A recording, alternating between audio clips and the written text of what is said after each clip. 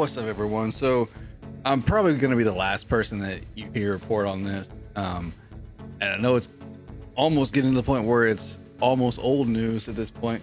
But I just wanted to talk about it anyways, just because of, being a Star Wars fan and being a gaming fan. Just something that I felt like I wanted to, just talk about and just really discuss, because it could be potentially big news for us, Star Wars gamers.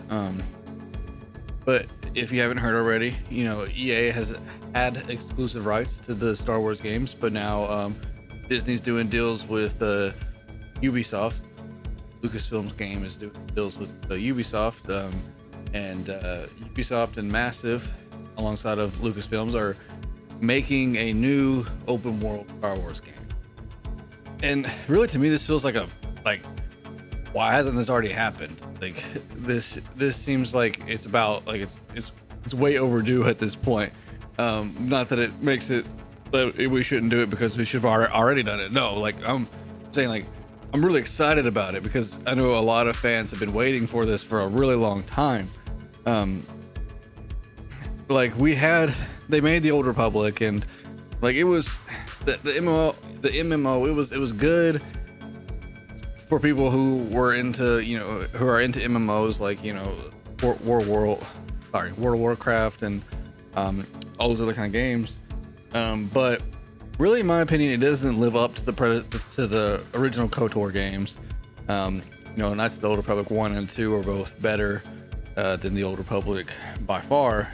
And the Old Republic is not in the same style as their newer Star Wars games, such as The Force Unleashed and even with Jedi Fallen Order. It's a different action. It's not. It's that turn-based. It's not action-driven game. And with the popularity of everything going to open world here lately, with the popularity of Bethesda's franchises with Fallout and with the Elder Scrolls, mainly Skyrim in 2011. After that, you started seeing everything was open world. They made God of War was open world. Breath of the Wild, well, arguably Legend of Zelda was always kind of open world, but then Breath of the Wild took it and really expanded on that idea and really made it open world. And then you got GTA and Watch Dogs and the Far Cry series, and Watch Dogs and Far Cry and even Assassin's Creed, I forgot to mention that one. Those are big examples of what Ubisoft can do with an open world game. And they've gotten some flack here and there from different things, but if you look at especially Origins and even Odyssey, but starting with Origins, they spent so much time in world development in that game. You can just walk through the game. It's like an interactive educational museum almost, instead of playing through the story. That's how much time they spent in making this open world. So if you've got these companies that can do stuff like that are going to be working on a Star Wars open world game, then that will, I don't know, it just shows a lot of potential for something to be good there. And I've got here this Massive Entertainment's website pulled up here. So if we go to their games here, you see they've done the Division 2. I'm pretty sure they worked on the original Division as well. I can't confirm that right now. Then they're working on the Avatar project, and then we got the Star Wars project here. So we want to check it out. It was announced that they're collaborating with Lucasfilms, Disney and Lucasfilms on a new story-driven open world video game set in the Star Wars galaxy. So there's just a ton that you can do with that. There's a bunch of worlds and planets that haven't been experienced. I don't know. There's just a million things that they could take that and run with it. Star Wars is such a deep lore already. There's so much stuff that we haven't seen on film or in a game, especially in games. We haven't seen a lot of the same stuff that they could really expand on and really dig deep into. So yeah, so it's about time that something like this has happened. And me personally, I've always been a really big fan of the Star Wars games. I started with Jedi Power Battles on the PS1, and that game is still like I'd still go in the living room right now and play it. I still got the with the working disc and the system, and this is a game that like doesn't get old for me. And the original Battlefront games, Republic Commandos was really good. Obi-Wan, the KOTOR games, which you mentioned earlier, and even the Lego Star Wars games, those were really good as well. Which actually they ended up being, in my opinion, the best Lego games. Lord of the Rings and Harry Potter are kind of close, but Star Wars just kills it. Um, and and what these games, the way that they impact me, and I'm sure other people too, they allow us to jump in and experience the world that as kids we daydreamed of. We I know, like, me and my sister, we got to see Phantom, the all the prequels in the movie theaters when they came out, and just like ever since Phantom Menace we saw that.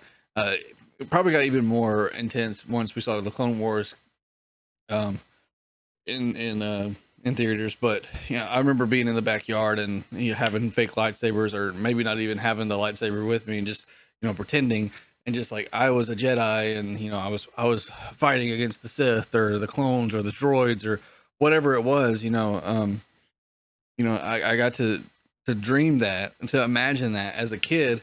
But like when you get older, it's just like you don't really like sit there and think about like play it. You don't really play like that. So like that's what these games do. It allows us to jump into that world. And I think Jedi Fallen Order's trailer was even like that, where it showed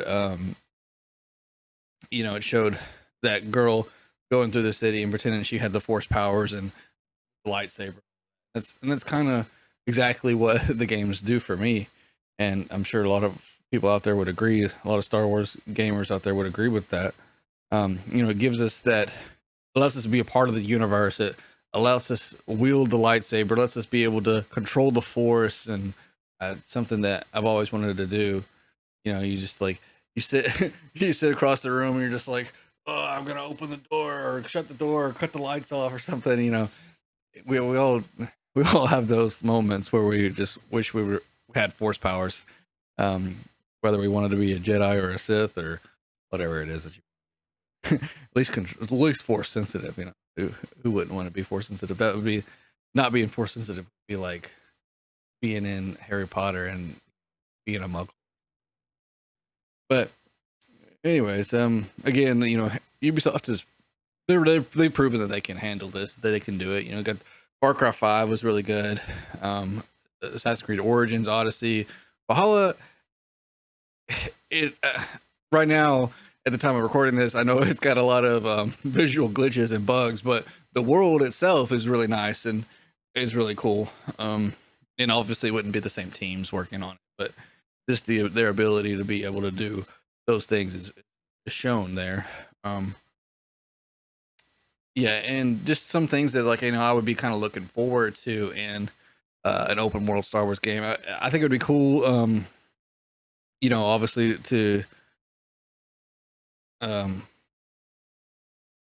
me back that up. So I think it would be cool to see something similar to that of like Destiny or Outer Worlds, meaning like you have your spaceship and you're able to fly around to different planets, and maybe even have like a customizable ship, or being able to purchase different ships that are like seen throughout the series, or however it is, and like maybe allowing people to see everybody else's ships, like maybe in like, I forget what you call where you put ships. I want to say harbor, but that doesn't sound right. But just wherever they're the landing zones, and or like just in space maybe. I think that would be cool, a cool aspect of it, being able to fly from different planets to planet, even if it's not really necessarily controlled, but as long as you can like, I don't know, at least customize or buy ships, um, just kind of make that part unique to the player.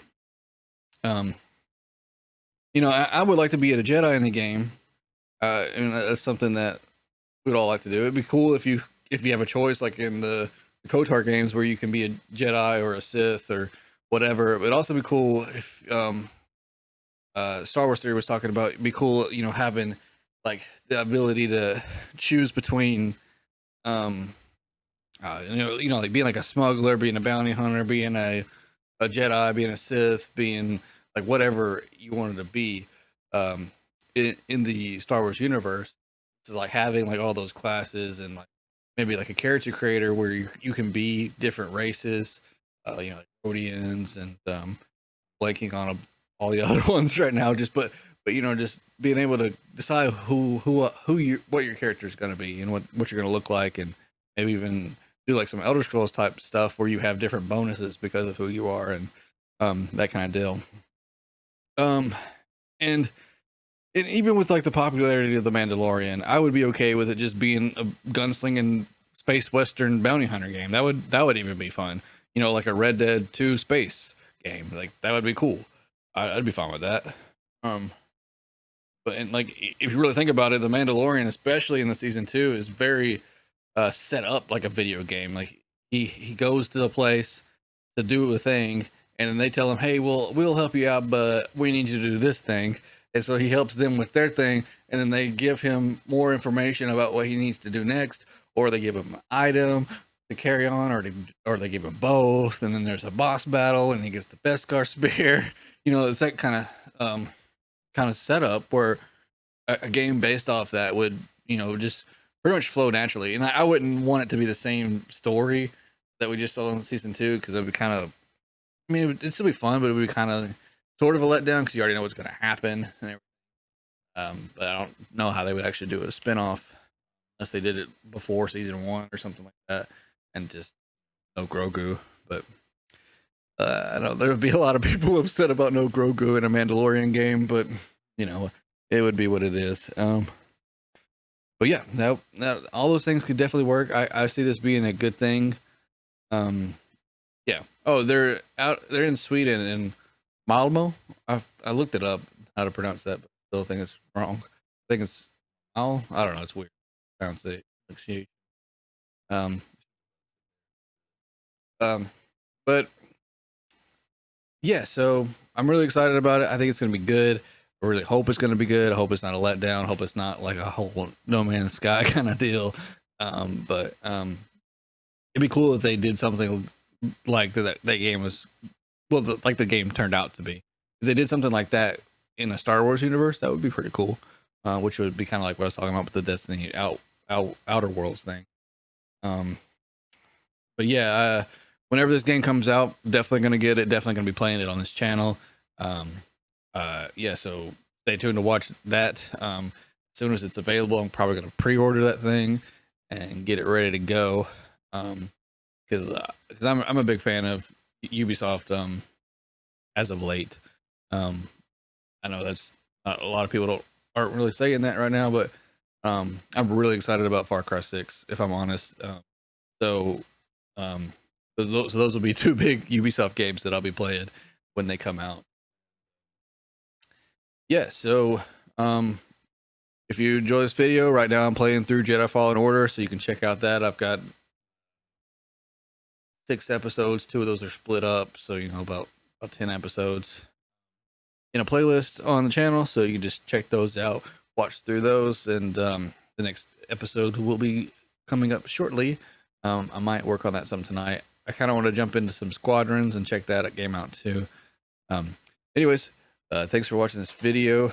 Let me know about what you want to see in this game, or if you think this is going to be a bad idea, or if you think it's going to be good, or just give me your thoughts. Let me hear what you got to say about this, because I'm excited about it.